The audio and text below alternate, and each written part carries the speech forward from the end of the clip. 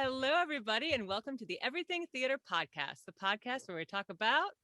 Everything theater. Hi there, I'm Benita Zahn. And I'm Ellen Cribbs. And boy, are we excited to be with you this week. And we've got a fabulous guest, and things are starting to pop. You know, it's our guest said before we started the actual interview, starting to see the light at the end of the tunnel. And maybe, Ellen, maybe we are. Now it's drum roll time because we get to introduce an actor that Ellen and I are both crazy about personally and on stage to work with. It's David Kenner. And many of you may be familiar with his work from Capitol Rep. He was in Hamlet, and he was in Shakespeare in Love.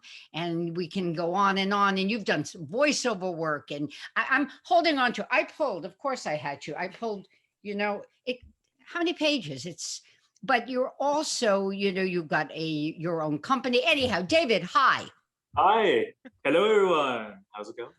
Good. Coming to us from New York City, the Big Apple? That's right, the Big Apple, the big kind of warm apple today. So, I mean, we took a bite out of it. I don't know. That's some kind of joke there. But yeah. David, you both perform and direct and artistic direct. This pause in one's life, share with us what that's meant for you creatively. Yeah, it's a great question. I think that all of us think about that no matter what creative situation we're in, if we're a painter or, do television or do acting or directing, artistic directing. The pause has been, at first it's jarring, and I think everybody kind of got the feeling that it was going to be shorter than it is, although because we just didn't know. My company, we were going to do a show at Cherry Lane. We were going to do this play called JQA about John Quincy Adams. It was a comedy, but we were looking forward to that, and then it just kind of fell through, and then time kept going, and you go, well, maybe we can push it back. And then people started just deciding that, this wasn't going to be something over. It's, over right at a year now, and it's still not done. So during that time, I actually went down to Texas. I'm from Texas originally. Hadn't spent a lot of time down there. And so I just decided to get away and take some time off. Nothing was open. I couldn't do any acting or theater or anything, auditioned for anything. I hadn't spent a lot of time with my mom in a while. So I decided to just go down there and spend some time. It's a very small town, the complete opposite of New York City. I could breathe fresh air. There's trees. So while I was down there, it kind of was a pause in many different ways. And I think it just made me reflect on why I'm doing this, why I do it, why I started to do it. You go through questions of, should I continue doing it? When will it open back up? What's it going to look like? This disease, this virus, something that I think hits theaters really hard and is very specific to it in the sense that it goes from person to person, spread through what we know, breathing the same air, talking. If you're close to a stage, for those of you that aren't actors, if you've ever been close to a stage, you can see a lot of spitting from actors. And so the audience is at risk, the actors are at risk. So I think that's a lot of it. And so we just try to figure out a way to stay on top of things. Been doing some classes on Zoom, memorizing monologues, did some stupid things, just filming yourself and playing around a little bit. So just trying to say, that's how one, and these are, I think, Ellen, you would agree with me that that's kind of a theme. I think that's run through a lot of the folks who are on the stage as compared to those behind the scenes. And they've all been active in, trying to keep sharp with their craft, but a lot of classes have been taken and revisiting one's direction. You run the Wheelhouse Theater. You're a co-creator of that in the city, and looking to do work that as I understand it, stuff that's not always done, and to take some bold steps to engage an audience. And does that still hold as we go forward, David? Or do you think that when we come through this, audiences are going to want Neil Simon, because it's comfortable. Yeah, no, that's a conversation we've been having for sure.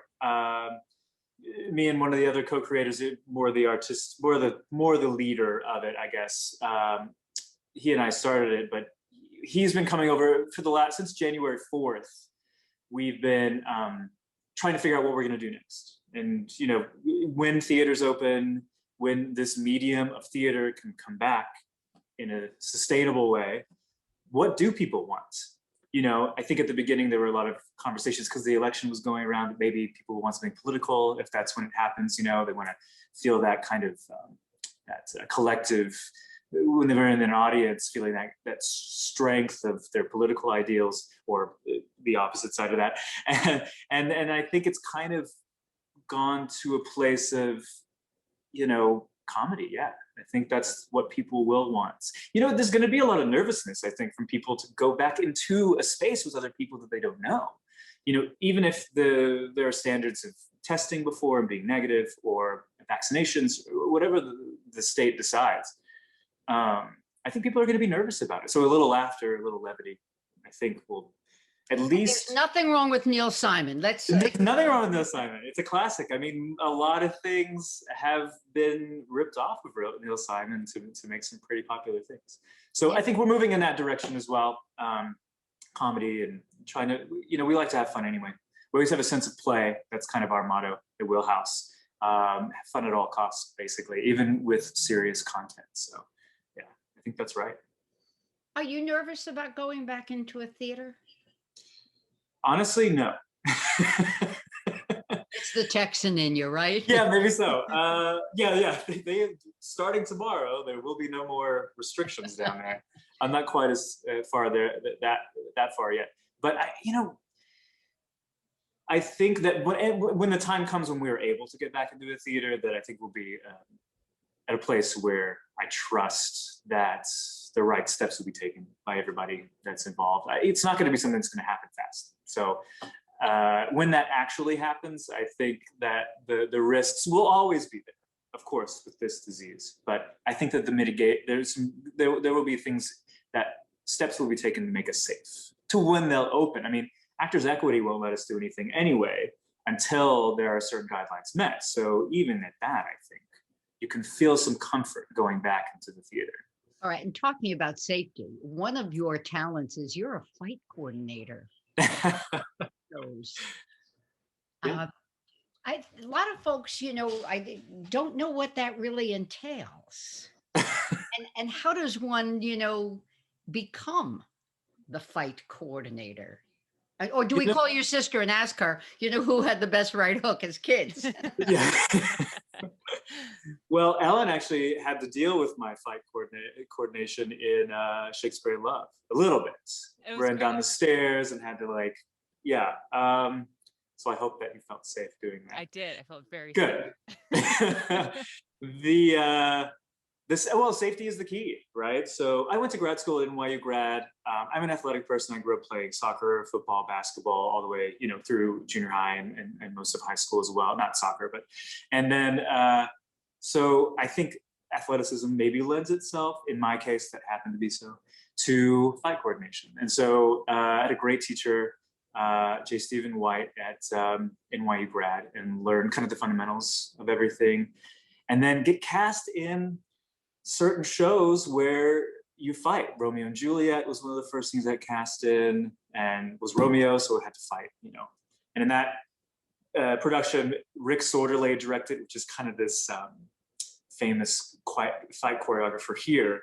Art Tybalt actually had 2 swords that he was fighting with in that big scene. It's a very epic battle. And then, I worked Shakespeare in the Park a couple times. Both of those had to do fight coordination and things like that. I wasn't a fight coordinator, but I've just done a lot of fights on stage. And so I got an opportunity from, my theater company itself. We did Julius Caesar and Romeo and Juliet, where I had to do the fight coordination. And then Chad Larrabee over at University of Albany gave me the opportunity to do one of his new musicals called Rebel Sister a few years ago. And that was a musical with a lot of battles in it. And that was kind of the first time I had done something on that big of a scale with, I don't know. David, let me jump in. How do you break it down? Do you choreograph it? Do you storyboard it?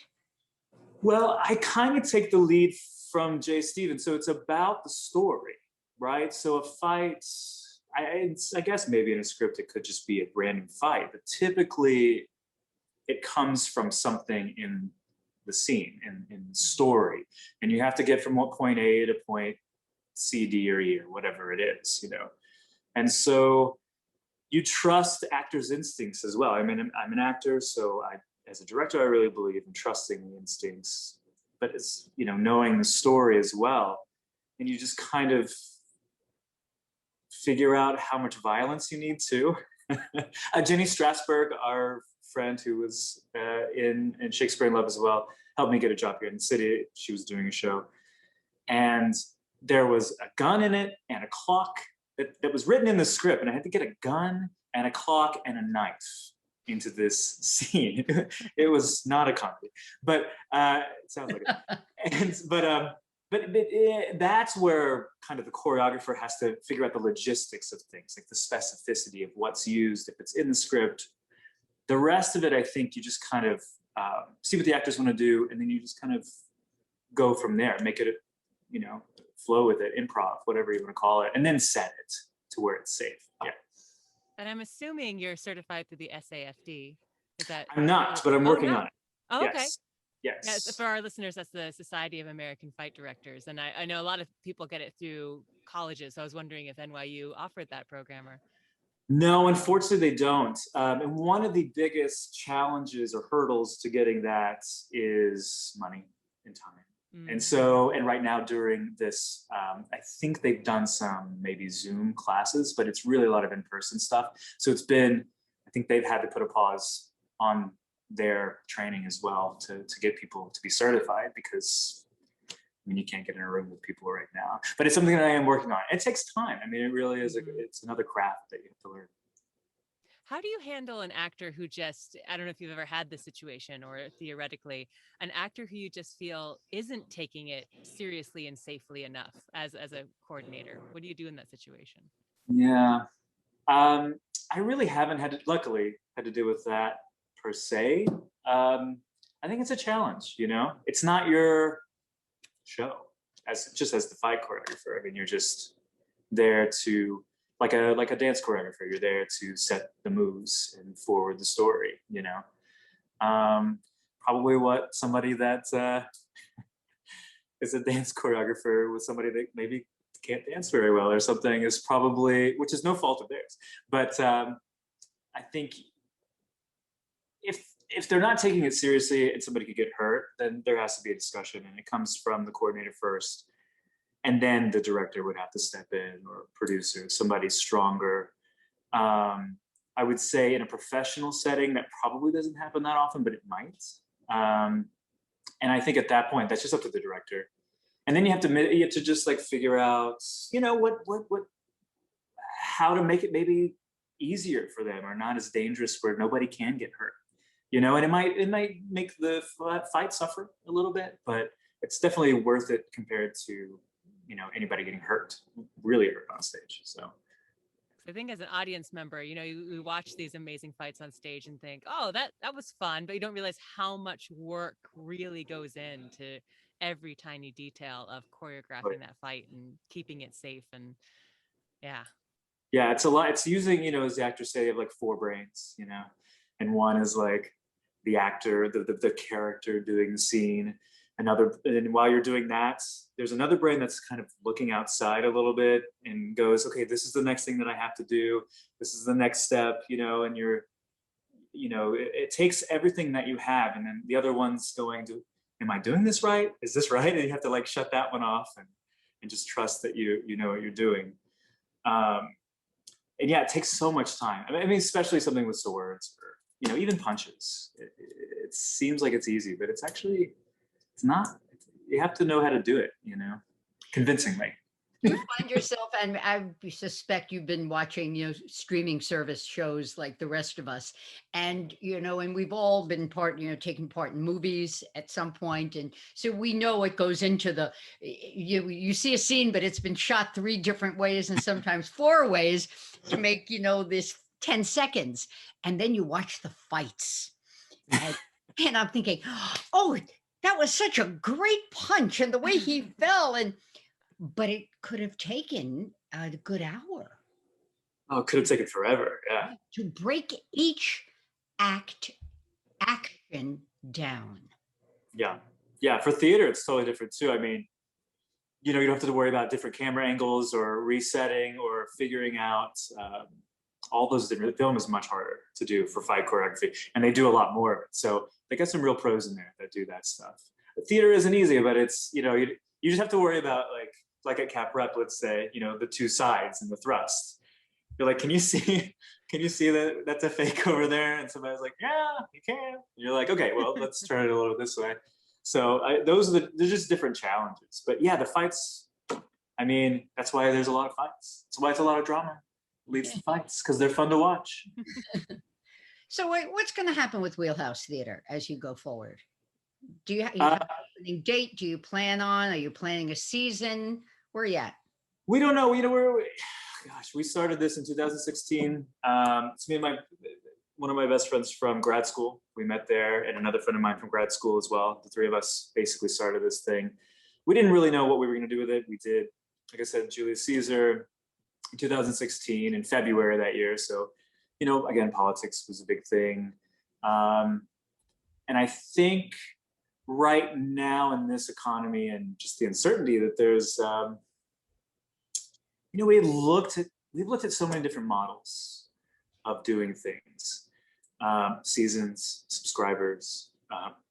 You look at the bigger theaters here in New York, MTC, Roundabout, Second Stage, that aren't just necessarily producing entities that just put money behind a show. They actually are, producers themselves. And they have subscribers and they have a theater. We're just not, I don't think we're there yet. I think that's something we might want to get to eventually. But it's just hard to see right now with where we are. So, we take it one show at a time, which lends itself to picking material that really speaks to the moment. So I think that's what we really like about having that freedom. Picking a season, I don't know how Maggie does it. At Cap Rep there, you pick plays about a year, from your last show, a year out, and you make them and you make them relevant and you do your best. We don't have to do that. So the luxury is that we can kind of pick something that speaks to the zeitgeist of the moment, or that we want to say something about a place, says something about a moment that we want to highlight or something like that. We did this play, Kurt Vonnegut's Happy Birthday One in June, and it was in 2018, and it was about toxic masculinity. I mean, it's about war but mostly about, I would say, toxic masculinity. And we just felt like that really was speaking to the Me Too movement and things that were happening at the moment. That was written in 1969, by the way. So also talking about these issues aren't new, So I think that's probably the model we'll go with for the next couple of years, to be honest, until we can see the potential for growth.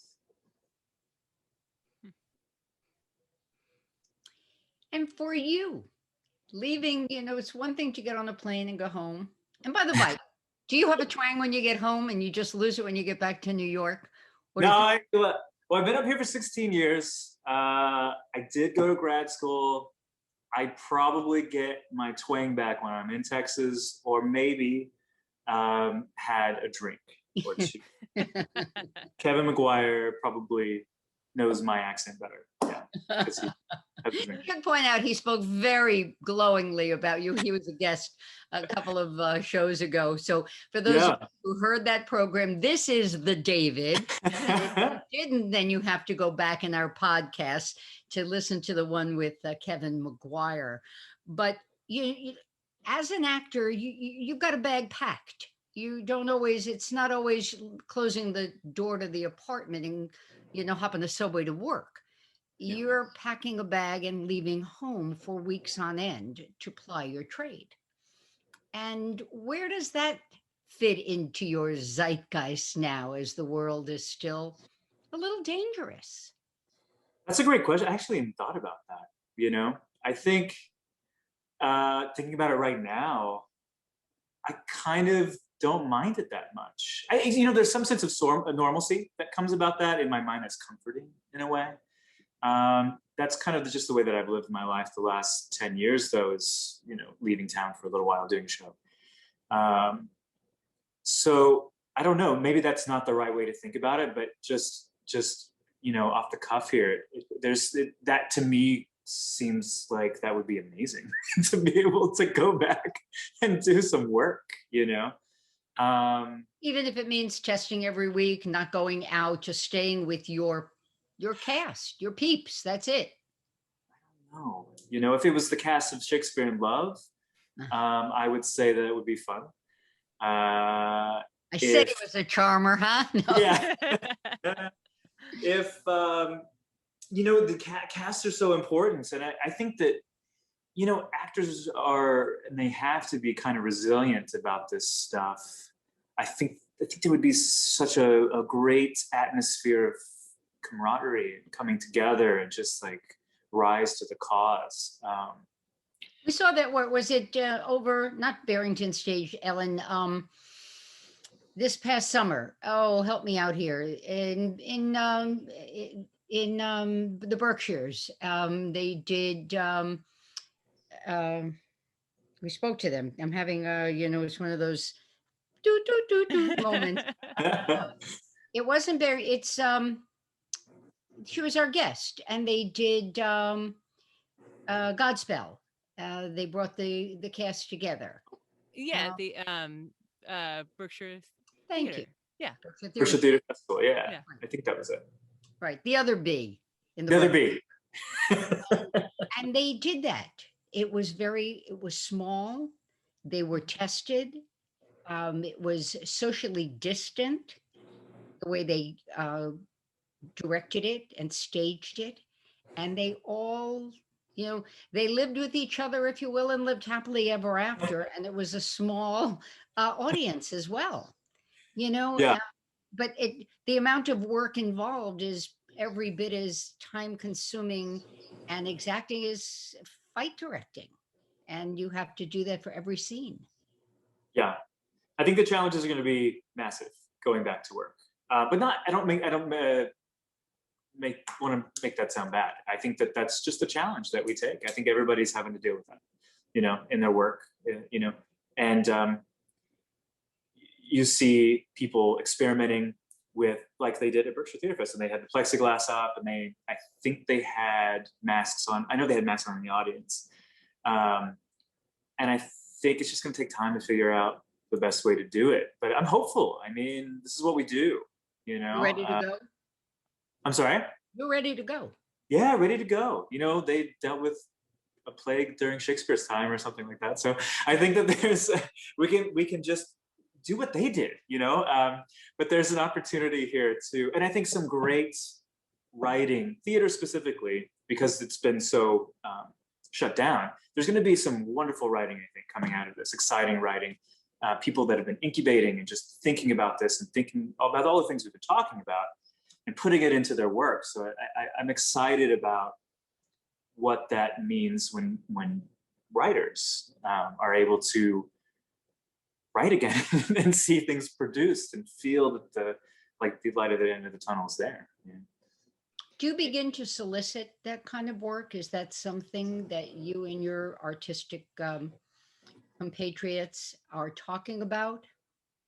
Yeah, we did Live Sucks last year, last summer of spring and summer of 2019. To great acclaim. You really? Yeah. It was. I mean, it's a modern adaptation of Uncle Vanya. Again, it was a comedy, so Chekhov comedy. Yeah, obviously. But it was by Aaron Posner, who did Stupid Effing Bird, which I think has been done up in the Capital region at some point in the last few years. And so we were the New York premiere of that, and we came to him about that script because we liked it and what it was saying about the time. And we've kind of, we have a good relationship with him now. That JQA I was speaking of earlier that we were planning on doing and got scrapped because of this was his script as well as a new play of his. And then we've also commissioned him for a couple other scripts that we like the way that he writes. It fits with our kind of, we embrace theater. We don't try to do what you would say is like realism in the sense of television and film, just do that medium so much better. Theater's about being in a space together. Theater's about live, it's with people that can make mistakes sometimes or forget their lines or miss their entrances or whatever it is, and so we embrace that, and he does too. He writes theatrical work. Not to say that there's anything wrong, obviously, with work that's different, but for our company, that's just kind of what we're embracing right now. And so we always solicit from anybody that wants to send us anything, and we read everything that we possibly can. We are excited. I mean, we're just three guys that have master's degrees from NYU. It doesn't necessarily give us anything in the world of theater. We're not famous or anything, but we just started this thing. And so anybody that has that drive to tell a story, we're definitely there to read it, try it, see if we can do it. Which is a great place for us to move into the lightning round, Ellen. Yes. Uh-oh. This is the section of the show called the close-up. Is there going to be lightning down? Is that what we're talking about? Sure. So David, are you ready for your close-up? Sure. All right. So tell us, these are questions all about you. So don't worry, we don't get too great. So tell us, what was the moment in your life when you just knew you had to do theater? Ooh, that's a tough one. Definitely in college. I didn't go to college first for acting. I was had a music scholarship for my first 2 years.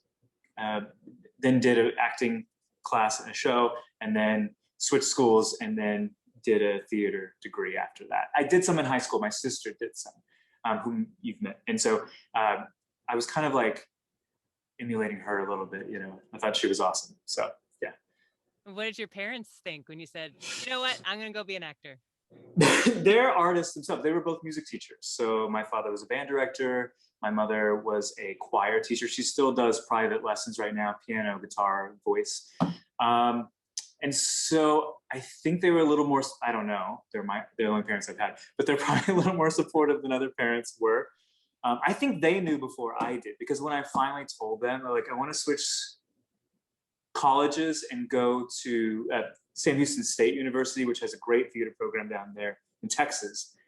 They were like, we were waiting for you to do that. Mm-hmm. So there's the intuition from much wiser people than me. So yeah, they were very supportive, and they still are. Is there a play either that you just read at some point or performed in or saw that had a really big impact on your life? And if so, why? That's a great question. I think, honestly, this is just not because Kevin was on your podcast, but read. The play is about art, and there's something maybe kind of, we kind of sink into that, like, oh, art, he's speaking about art when he writes, but he's speaking about the medium of painting, obviously, and talking about abstract expressionists and the 1950s, 60s era, Pollock, de Kooning and all those people, and Rothko, obviously. So that already drew me in.